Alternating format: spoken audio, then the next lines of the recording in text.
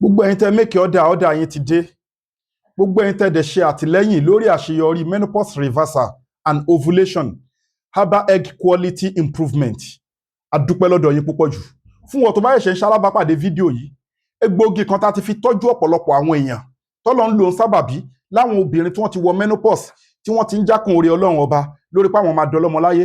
Táwa dẹ̀ ń kó mọ́ ọjà fún wọn tá ń ṣe fún wọn tó wá dọbẹ̀ lókè òkun àti ní Nàìjíríà tí wọ́n dẹ̀ ń dúpẹ́ pé àwọn dọlọ́mọ láyé ni wọ́n á ní pé ká gbé wọnú lab. Àwa gbé wọ lab ṣẹ̀dẹ̀ mọ̀ pé gbogbo egbòogi wa yóò gba lab kọjá from Indian ní Bombay to Cape Town in South Africa down to Nigeria.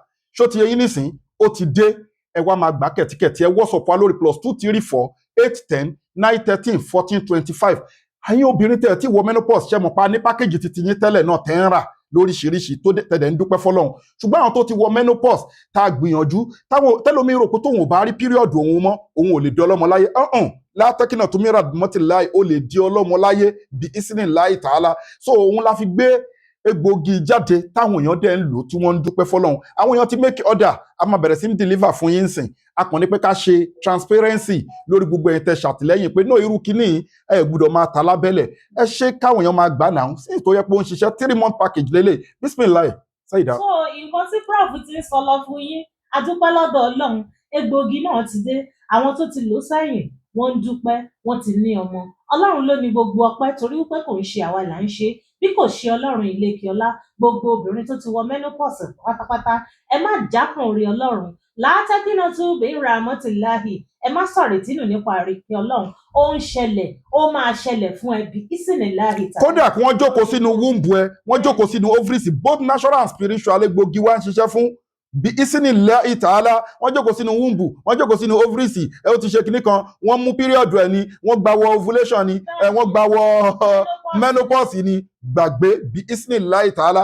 Àwọn tó lò tí wọ́n dúpẹ́ tí wọ́n ṣàtìlẹ́yìn brand yìí àwọn ò rí gbà ní brand báyìí àwọn gbà ní in powder form pé kinní ni you see. So gbogbo nǹkan wa ló kún kẹ́kẹ́ fún both natural and spiritual. A wà ní airport road Ìlọrin Kwara State of Nigeria. Menopause reversal and ovulation gbọ́ nǹkan tá a pè ń bẹ̀ yẹn menopause reversal and ovulation.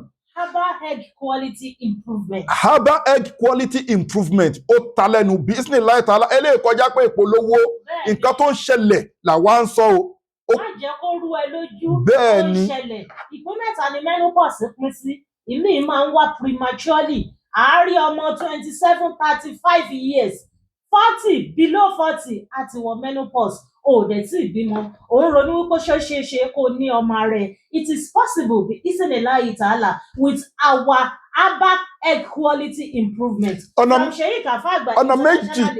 méjì ló tún wá gbédé tó bá bẹ̀rẹ̀ sí ní lò ó ṣeé ṣe kó rí píríọ̀dù yẹn kó reverse ẹ̀ ń tòótọ́ tí ò bá reverse tó yẹ pé age ti ṣe kí ni age ti jù ẹ lọ ń bẹ̀ yẹn wàá ovulate wàá lóyún bismillah ta'ala méjì ló kó dání amẹ́yìn tẹ̀ tí wọ menopause ṣe mọ̀ pa ní package fún ẹ̀yin tó yẹ pé ẹ̀ tí wọ menopause tẹ́lẹ̀ lórí ètò àwọn tó ń wojú Ọlọ́run bá fọ́mọ àwọn tó jẹ́ pé wọ́n ti wọ menopause tó rẹ̀ pé wọ́n ti pẹ́ lórí ètò yìí àbá àwọn tó yẹ pé without medical reason wọ́n kàn déédéé bára wọn nínú menopause wọn ò lóyún rí wọn ò ṣe àwọn ni ó ní ètò yìí ẹ̀yin tó yẹ pé ẹ ṣẹ̀ṣẹ̀ ń bọ̀ bíi 30-20 something ó ṣe gbẹnulé 40 pé kínní package ti yín wà tẹ́ ń bá wa ara tẹ̀dẹ̀ ń dúpẹ́ fọ́lọ́run ọba ṣùgbọ́n àwọn tó yẹ pé wọ́n ti ń wò pé 50 something 55 50 kínní kan ẹ gbìyànjú ẹ wá kọ́ ẹ ní nǹkan tẹ́ ní ìdílé léyìí àwọn èèyàn lò ẹ lọ wo péjì wa ẹ lọ wo àwọn kọ́mẹ̀ntì àwọn èèyàn lórí àwọn egbògi wa àwọn onígbẹ́nìkan wá pé kó wá máa sọ pé kìnnìkan ẹni tó bá wù ó sọ ṣùgbọ́n àwọn èèyàn lo egbògi wa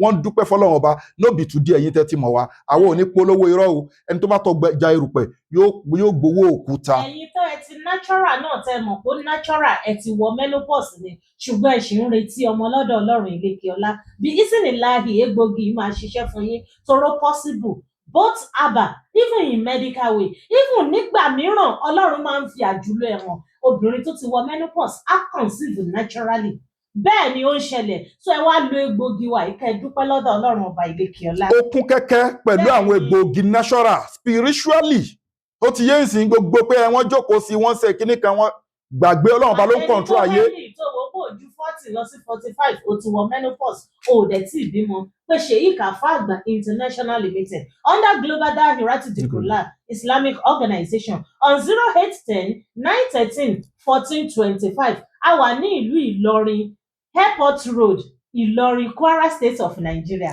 Inna li izzata lillahi jami'a. Gbogbo agbára Ọlọ́run ọba ló ní.